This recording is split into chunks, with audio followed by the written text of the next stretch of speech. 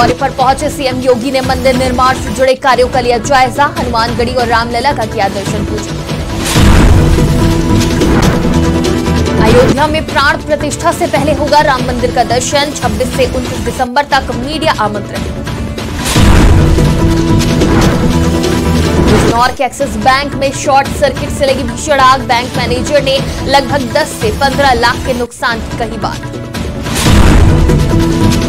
हज 2024 में जाने हज यात्रा का फॉर्म भरने की बढ़ी तारीख। 15 जनवरी 2024 तक बढ़ी तारीख। मोहसिन रजा ने प्रधानमंत्री को दिया धन्यवाद। दिसंबर 2023 उसको हज कमेटी। नमस्कार, आज की खबर में आपका स्वागत है। मैं हूं आपके साथ शिखा मेहरोत्रा।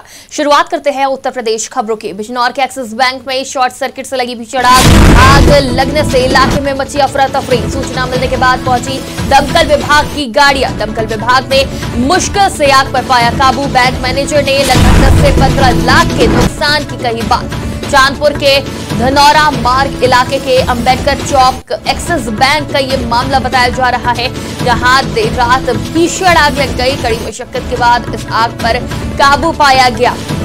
इस आग लगने से इलाके में हड़कंप मच गया। तो वहीं बैंक मैनेजर ने बताया है कि 10 से 15 लाख का नुकसान हुआ है। ये एक्सिस बैंक है चांदपुर ब्रांच में। क्या यहाँ शॉर्ट सर्किट होने के कारण ना नेटवर्क रूम, सर्वर रूम और एटीएम मशीन जो है ना वो सब बेकार हो गई है, लॉस्ट हो गई है। नुकसान का आइडिया लगभग 10 से 15 लाख रुपए का नुकसान है। और कुछ दिनों के लिए बैंक जो है ना बंद रहेगा। और क्या कहते हैं, जब तक क्या कहते हैं ये नेटवर्क रूम और ये चालू नहीं होता तब तक कुछ दिनों के लिए बैंक बंद रहेगा। हम आपको सूचित करते हैं। ये एक्सिस बैंक में आग लगने की खबर सामने आ रही है, जहां कड़ी मुशक्कत के बाद इस आग पर काबू पाया गया है। 10 से 15 लाख के नुकसान की आशंका जताई जा रही है। सीएम योगी आदित्यनाथ आज अयोध्या के दौरे पर रहे, जहां सीएम योगी ने हनुमानगढ़ी और रामलला का दर्शन पूजन किया। साथ ही मंदिर निर्माण से जुड़े कार्यों का भी जायजा लिया और अयोध्या रेलवे स्टेशन का निरीक्षण कर भगवान श्री राम एयरपोर्ट पहुंचे, जहां सीएम ने एयरपोर्ट का निरीक्षण किया। बता दें कि 30 दिसंबर को पीएम मोदी एयरपोर्ट का उद्घाटन करेंगे। पीएम मोदी के जनसभा स्थल का भी सीएम योगी ने निरीक्षण किया, जिसके बाद वो सर्किट हाउस के लिए रवाना हो गए। माननीय प्रधानमंत्री जी जो दुनिया के सबसे लोकप्रिय नेता हैं वो अयोध्या आ रहे हैं। स्वाभाविक रूप से प्रदेश के मुखिया पूज्य योगी आदित्यनाथ जी महाराज आज उसकी का जायजा लेने अयोध्या आए हैं। अयोध्या दुनिया का सुंदरतम नगर बने, यह मोदी जी की सोच है और उसी सोच के आधार पर उत्तर प्रदेश के मुख्यमंत्री योगी आदित्यनाथ जी निरंतर अयोध्या के विकास के लिए लगे। केंद्र और प्रदेश सरकार की तमाम योजनाओं को तेजी के साथ पूरा करने का प्रयास हो रहा है, अयोध्या को सुंदर बनाने का प्रयास। धार्मिक नगरी अयोध्या में भगवान राम के मंदिर की प्राण प्रतिष्ठा से पहले मीडिया के जरिए आम जनमानस को श्री राम जन्मभूमि तीर्थ क्षेत्र ट्रस्ट रामलला का भव्य मंदिर का दर्शन कराएगा, जिसकी जानकारी श्री राम जन्मभूमि तीर्थ क्षेत्र ट्रस्ट के महासचिव चंपत राय ने दी है। उन्होंने कहा कि 26, 27, 28 और 29 दिसंबर को मीडिया को राम जन्मभूमि परिसर में आमंत्रित किया गया है। दिल्ली विश्व हिंदू परिषद की तरफ से मीडिया को आमंत्रित किया गया है। 26 दिसंबर को प्रिंट मीडिया, 27 दिसंबर को इलेक्ट्रॉनिक मीडिया, 28 दिसंबर को सोशल मीडिया और 29 दिसंबर को अंतर्राष्ट्रीय मीडिया को राम जन्मभूमि परिसर में आमंत्रित किया जाएगा। और रामलला के प्राण प्रतिष्ठा से पहले रामलला के मंदिर की तस्वीर आम जनमानस को मीडिया के जरिए दिखाई जाएगी। बता दें कि प्राण प्रतिष्ठा के लिए दिसंबर के आखिरी सप्ताह तक मंदिर का गर्भगृह पूरी तरह से तैयार हो जाएगा। भगवान के भव्य मंदिर में विराजमान होने से पहले घर बैठे राम भक्त रामलला के मंदिर का दर्शन कर पाएंगे। प्राण प्रतिष्ठा के कार्यक्रमों को आवश्यकता के अनुसार देशव्यापी करें।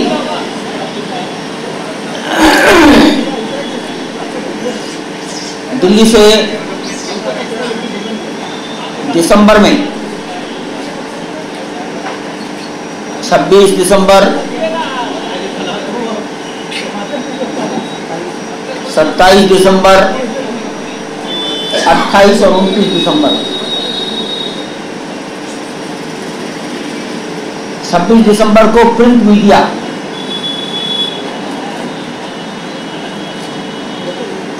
27 दिसंबर को चैनल, 28 दिसंबर को सोशल मीडिया और 29 दिसंबर को इंटरनेशनल मीडिया को निवेदन किया गया है कि वो अयोध्या पधारें। दिल्ली में जो टीम डेवलप हुई है उन्होंने ये काम किया है। मैं आपकी जानकारी के लिए, ताकि आप अनभिज्ञ न रहें, दिल्ली से 26 दिसंबर को प्रिंट मीडिया, 27 को चैनल्स, 28 को सोशल मीडिया और 29 को इंटरनेशनल मीडिया। कोई संख्या का निर्धारण हमने नहीं किया। ये दिल्ली की टोली पर निर्भर करेगा। हज यात्रा के लिए फॉर्म भरने की अंतिम तारीख को बढ़ाते हुए 15 जनवरी 2024 करने पर उत्तर प्रदेश राज्य हज समिति एवं सदस्य विधान परिषद अध्यक्ष उत्तर प्रदेश मोहसिन रजा ने प्रतिक्रिया दी है। मोहसिन रजा ने निर्णय का स्वागत किया, साथ ही देश के प्रधानमंत्री नरेंद्र मोदी और अल्पसंख्यक कल्याण मंत्री स्मृति ईरानी को भी धन्यवाद दिया। हज 2024 में जाने वाले आजमीन के लिए एक खुशखबरी कि आज आपके फॉर्म भरने की अंतिम तिथि थी 20 दिसंबर 2023। उसको हज कमेटी ऑफ इंडिया ने हम सब के आग्रह पर स्वीकार करते हुए, खास करके आदरणीय मोदी जी, भारत सरकार के यशस्वी प्रधानमंत्री और यशस्वी अल्पसंख्यक कल्याण मंत्री स्मृति ईरानी जी ने उस तिथि को बढ़ाकर 15 जनवरी 2024 कर दिया है। तो अब आप अपने फॉर्म 15 जनवरी 2024 तक भर सकते हैं और जो भी आजमीन जाने में इच्छुक हों, उत्तर प्रदेश के कोने कोने से और देश के अलग राज्यों से जाने वाले तमाम आजमीन जिनके फॉर्म नहीं भरे पाए थे, वो अब आराम से अपने फॉर्म 15 जनवरी तक भर सकते हैं, 15 जनवरी 2024 तक। लेकिन अपने पासपोर्ट की जो अंतिम तिथि है, जो उसकी वैलिडिटी है, वो 31 जनवरी 2025 तक होना चाहिए। ये जरूर देख लेंगे और अगर नहीं है तो उसका रिन्यूअल करा लेंगे। आप सबको हमारी तरफ से बहुत बहुत शुभकामनाएं। उत्तर प्रदेश के अमरोहा में बीती रात भीषण सड़क हादसा देखने को मिला, जहां तेज रफ्तार स्विफ्ट कार ने बाइक को टक्कर मार दी। बाइक पर दंपति समेत बच्ची सवार थी। इस भिड़ंत में पिता और बच्ची गंभीर रूप से घायल हो गए। घायल पिता और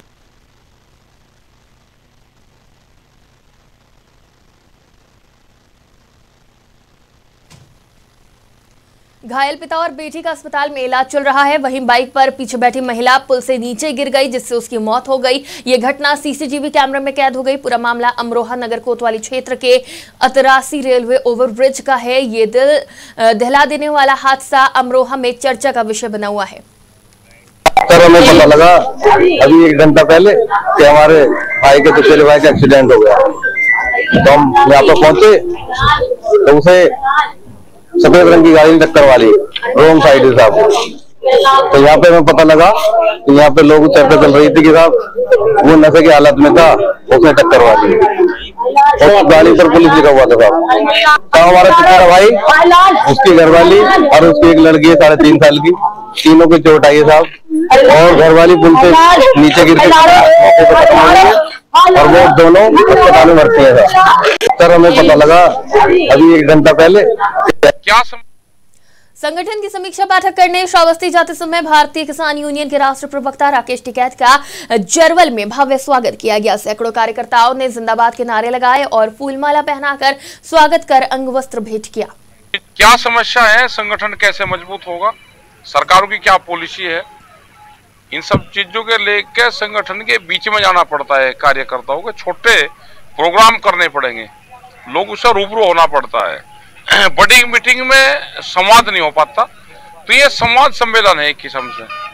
और क्या पॉलिसी है उन पे बातचीत करनी, नई पॉलिसी सरकारों की क्या आ रही उस पर बातचीत करनी, उसको जानकारी देनी, संगठन को मजबूत करने के लिए। इसलिए इन क्षेत्रों में सब जगह आना पड़ता है। कोई 2 फाड़ नहीं, 1 फाड़ रहेगा। संगठन एक था, एक ही रहेगा।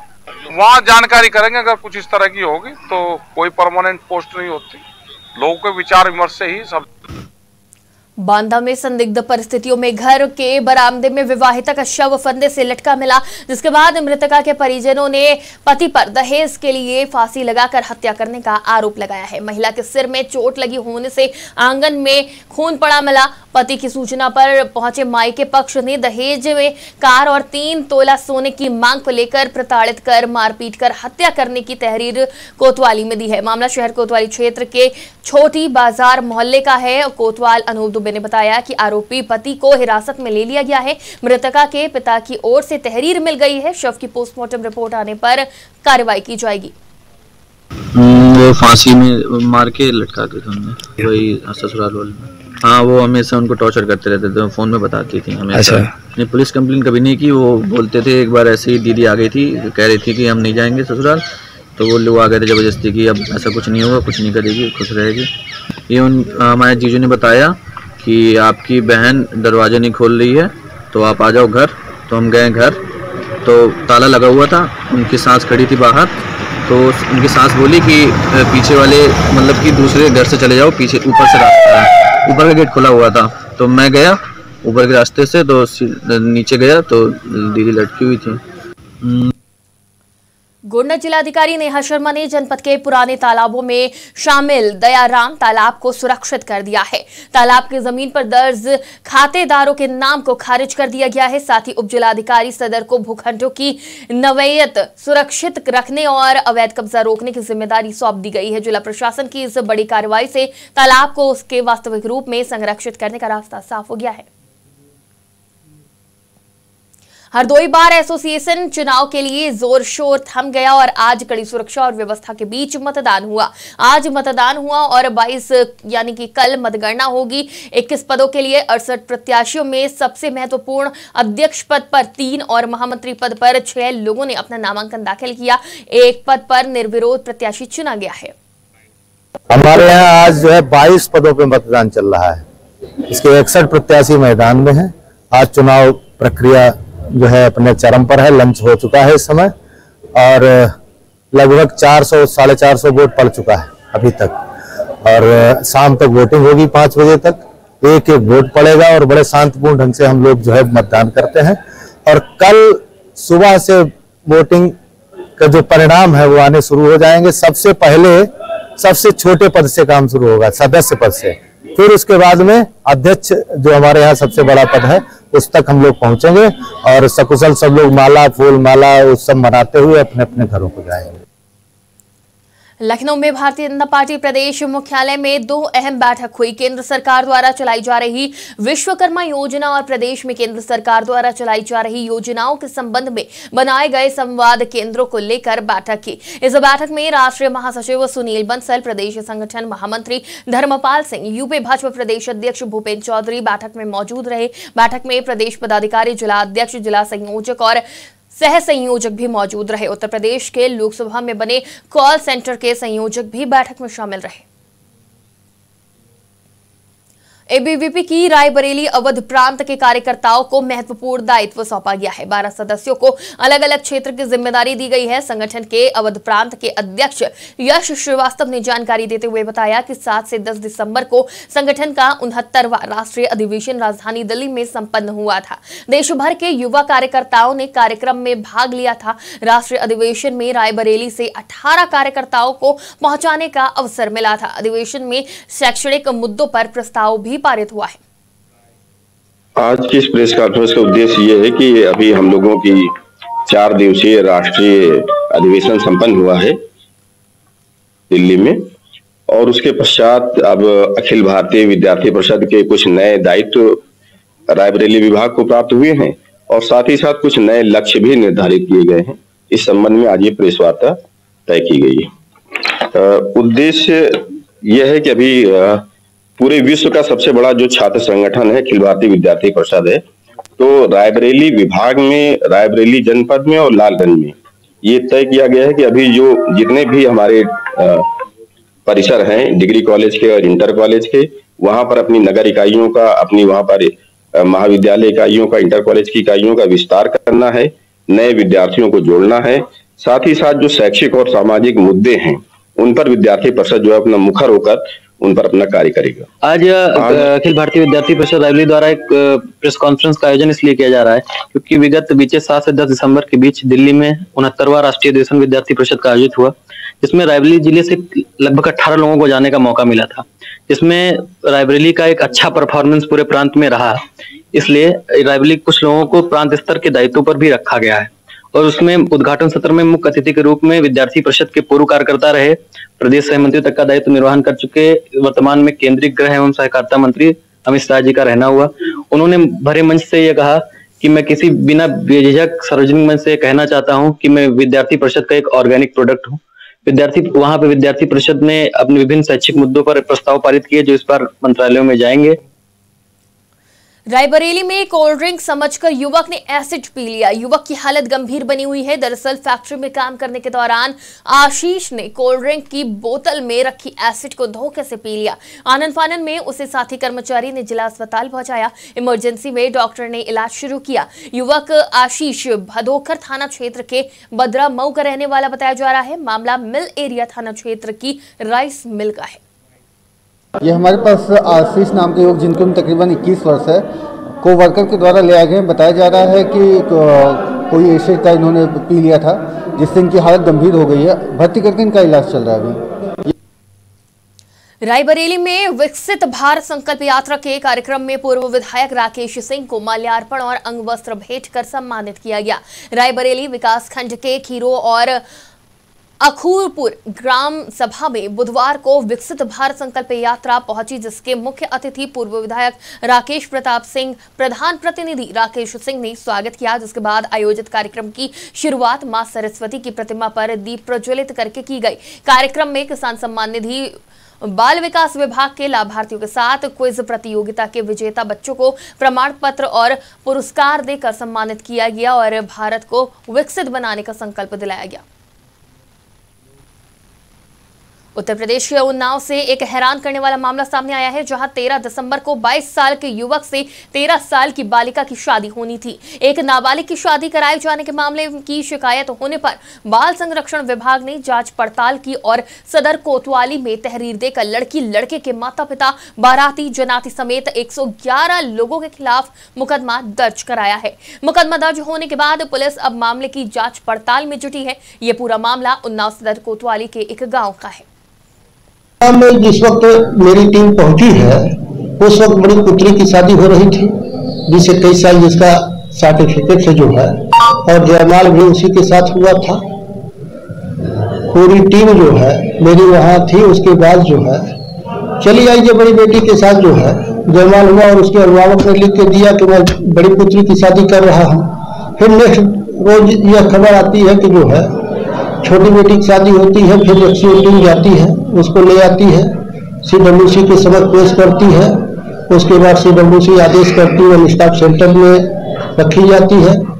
दिनांक 15/12 को जो है CWC के समक्ष उसके अभिभावक उपस्थित होते हैं।